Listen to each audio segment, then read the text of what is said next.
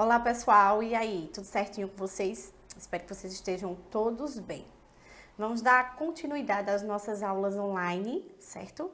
E hoje nós vamos falar sobre os limites da célula. Lembrando que na aula anterior a gente viu um pouquinho sobre células eucariontes e procariontes, lembram? Eucariontes é aquela que tem núcleo, membrana plasmática e citoplasma. E as procariontes, ela não tem o núcleo, no caso o DNA, ele fica solto na célula. É uma célula desorganizada. Os representantes de cada uma são as eucariontes, os animais, os vegetais e os seres humanos. E as procariontes são as bactérias, tá? Mas vamos dar continuidade.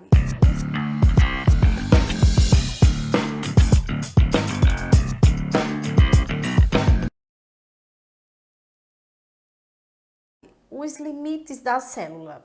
Então, qual a função de cada componente dessa célula? Nós temos aí a membrana plasmática. Qual a função da membrana plasmática? Primeiro vamos ver do que ela é composta, né? A membrana plasmática é composta de lipídios e proteínas. Lembrando que lipídio é uma camada de gordura, tá certo? E as proteínas são substâncias que têm funções variadas, no caso como produção de anticorpos, certo? Como evitar um envelhecimento precoce, entre outros, tá? Os anticorpos que estão presentes nos leucócitos, nos glóbulos brancos, certo? Os lipídios, eles são principalmente os fosfolipídios. Os fosfolipídios, como eu falei, é uma camada de gordura, certo? No caso, eles estão presentes, essa camada, em menor proporção, como o colesterol e os glicolipídios, tá? Também é comum a presença de glicoproteínas na célula. Vamos lá. Certo, eu vi do que ela é composta, mas ela é dividida, tem várias funções. Tem a função de reconhecimento de substância. Toda substância que entra na célula ela é reconhecida pela membrana plasmática, tá certo? Exemplo, quando entra oxigênio, gás carbônico na célula, ela reconhece essa membrana plasmática. Então, a membrana plasmática ela tem a função de reconhecimento, como também são proteínas receptoras. No caso, elas recebem a mensagem do meio externo para o meio interno. Então, ela é meio que uma permeabilidade seletiva. Ela seleciona as substâncias que devam entrar na célula e que devam sair da célula, tá? Então, essa é a função do reconhecimento de substâncias na membrana plasmática. Em seguida, nós temos o transporte de substância. Qual a função dela? São substâncias. No caso, são as trocas de substâncias que a célula tem. Que trocas são essas? Oxigênio e gás carbônico, tá? Então, assim, se lá de fora da célula tiver mais oxigênio dentro do gás carbônico, ele fica trocando, fica transportando essa substância, oxigênio e gás carbônico, dentro e fora da célula, tá certo? Da mesma maneira, ela produz substâncias, no caso, que vão ser eliminadas, como o gás carbônico, tá? No caso, o gás carbônico, certo? E a permeabilidade seletiva, ela vai selecionar, certo? As substâncias que vão entrar e que vão sair da célula. Nesse caso, a membrana celular, ela atua como uma barreira entre a célula e o meio externo, tá certo? Também permite passagem de substâncias, ok? Então, ela tem essa função, a permeabilidade seletiva, ela vai selecionar as substâncias que entram e que saem da célula, ok? Dando continuidade, vamos lá, vimos as funções. Existe alguns transportes, certo? No caso, transporte passivo e transporte ativo na célula. O passivo é o sem gasto de energia. O transporte ativo é com gasto de energia. Então, no transporte passivo sem o gasto de energia, nós temos a difusão simples e a difusão facilitada, que nós vamos ver cada uma delas. A difusão simples é um processo que ocorre da região entre as partículas que estão mais concentradas para as que estão menos concentradas. Então, se tem uma região mais concentrada e outra menos concentrada, ela tenta deixar ela igual, certo? Para que ela atinja um equilíbrio nessas concentrações. Se tem um meio mais e outro menos, ele tenta deixar o equilíbrio nessas concentrações, certo? É um tipo de substância passiva, por quê? Porque para ocorrer isso não foi necessário gastar energia.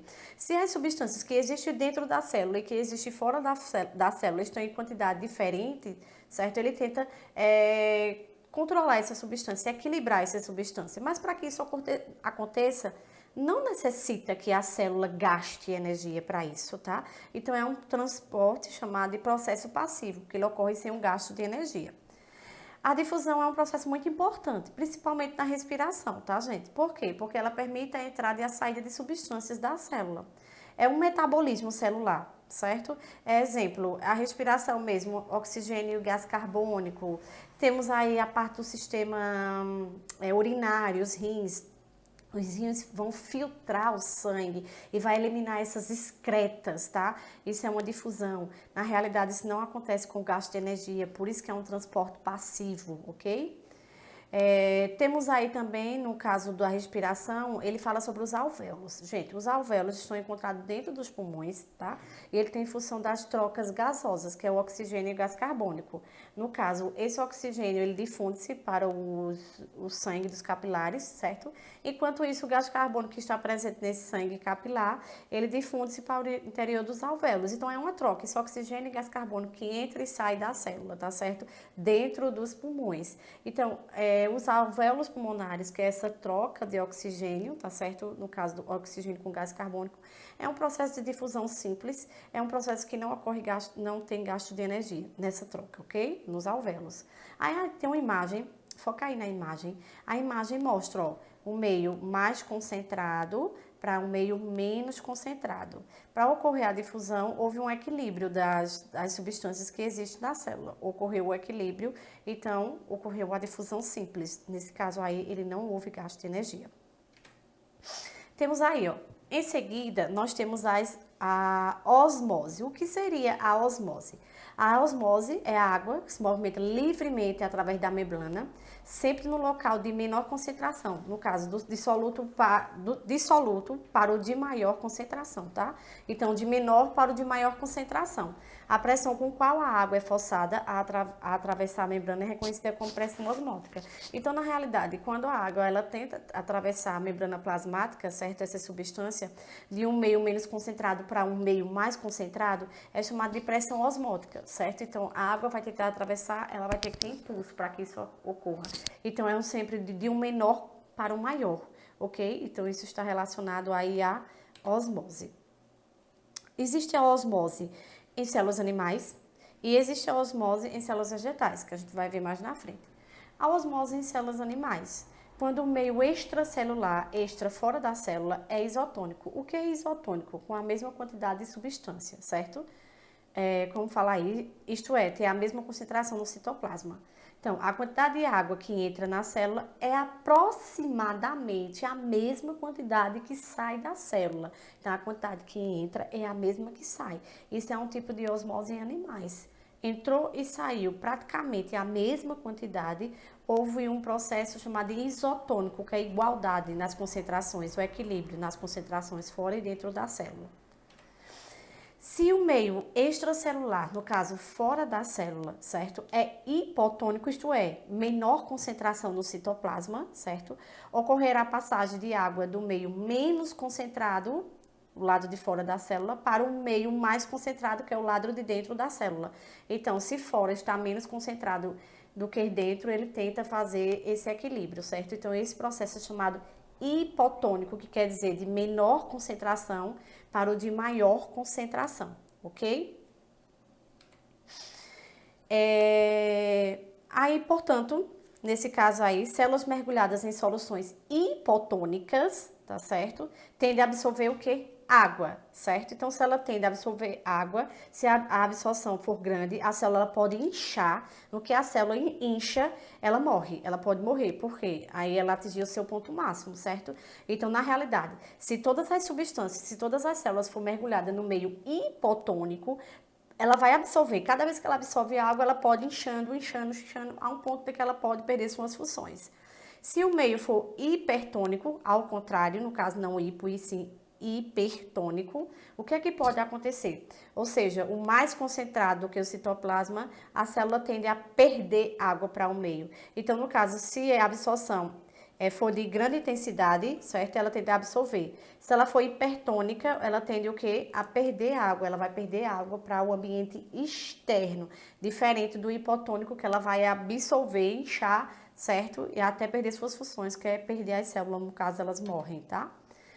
Isso que eu falei em células animais. E em células vegetais ela é um pouco diferenciado, mas vamos lá.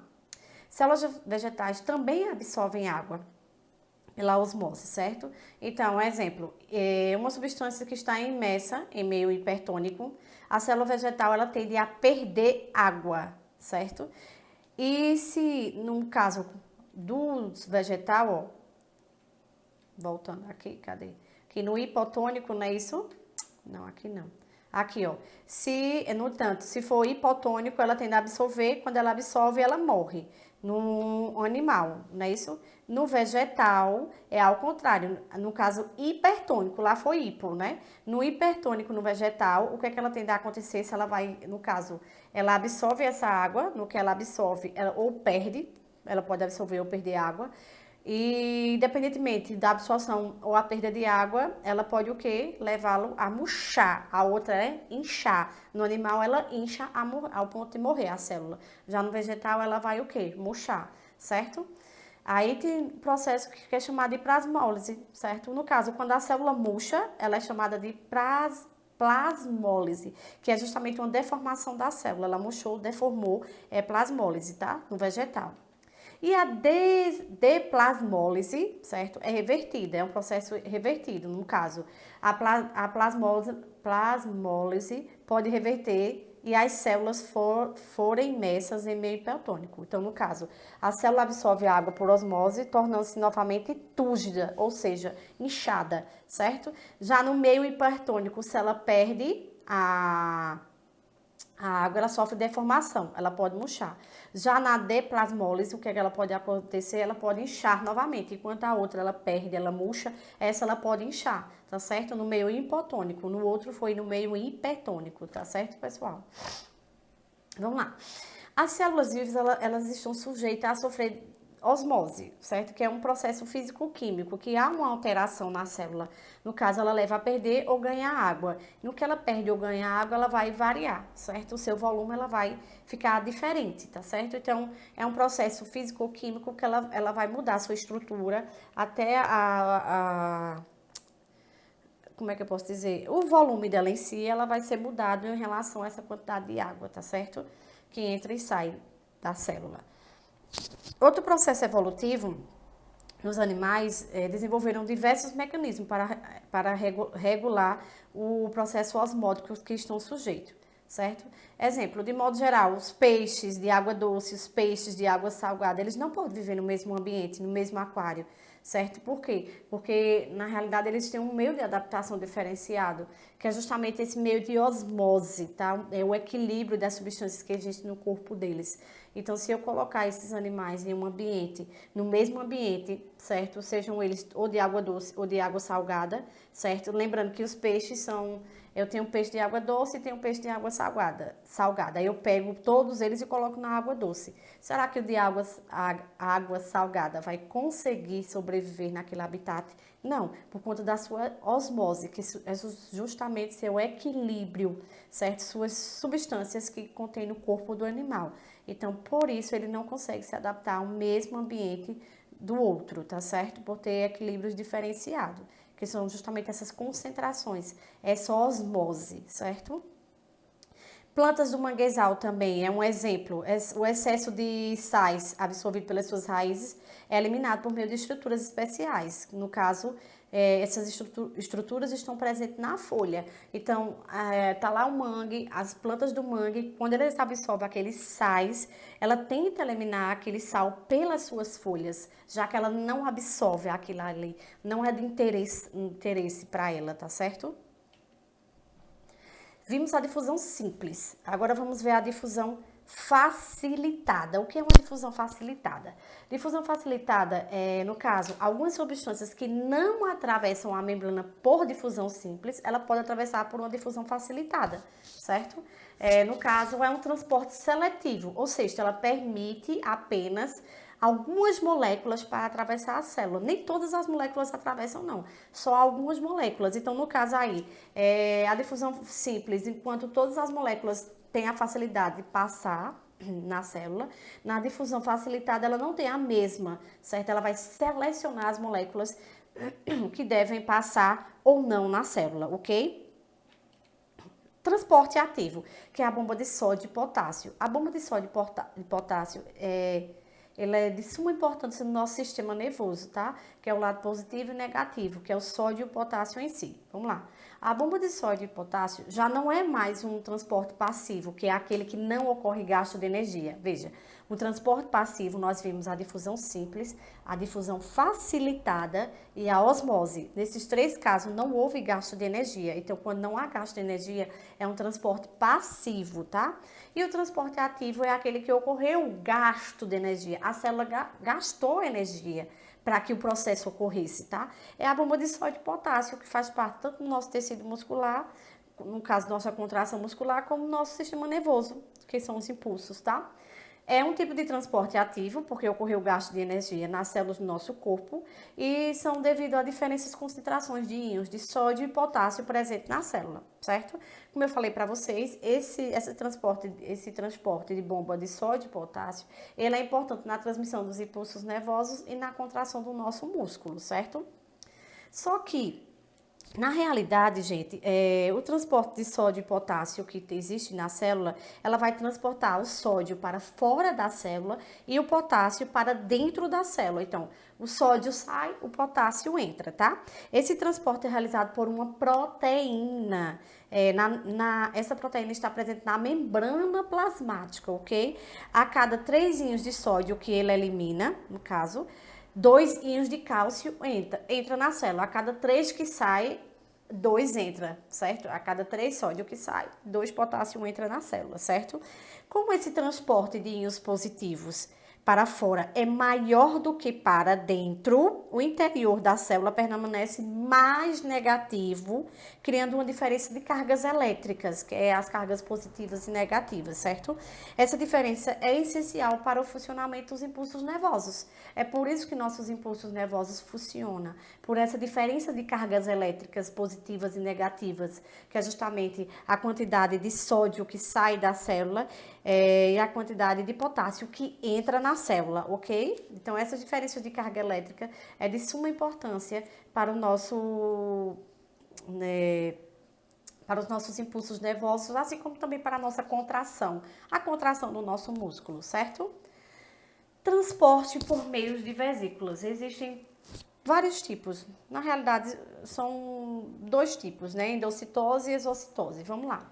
Endocitose é um processo de transporte de macromoléculas para a célula, certo?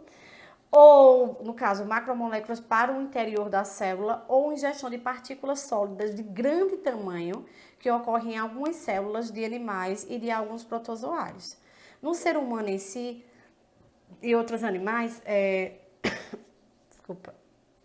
A fagocitose é realizada por células do sangue. No caso, quando as células do sangue morrem no nosso organismo, as células vivas elas fagocitam as células mortas. É um processo chamado de endocitose, porque é um processo que ocorre dentro da célula, não necessariamente fora. Tudo que ocorre dentro da célula é um processo chamado de endocitose. Então, células que morrem, hemácias mortas no nosso organismo, as hemácias vivas fagocitam essas hemácias mortas. Então, é um processo chamado de endocitose. Por isso que diz que é um transporte de macromoléculas para o interior da célula ou de ingestão, né? Ingerir essas partículas sólidas de grande tamanho que fica dentro do nosso organismo, tá? Em seguida, dentro da endocitose ainda, existe a pinocitose. Enquanto a endocitose é com partículas sólidas, a pinocitose ela é mais com partículas líquidas. Existe sim uma partícula sólida, mas é muito pequena, certo? E ocorre em quase todas as células dos animais. Exemplo, é por pinocitose que a célula do intestino absorve gotículas de lipídios, no caso de gordura, que existe no nosso bolo alimentar no momento que mastigamos os alimentos. Eles formam um bolo alimentar. Esse bolo alimentar vai sendo empurrado justamente os componentes, os órgãos que compõem o sistema, como é o nome? O sistema digestório, tá certo? Então, assim, essa pinocitose, ela vai absorver essas substâncias que estão no nosso intestino, certo? Essas gotículas de lipídios. Quando eu digo lipídios, eu estou falando de gorduras, ok? assim como o colesterol.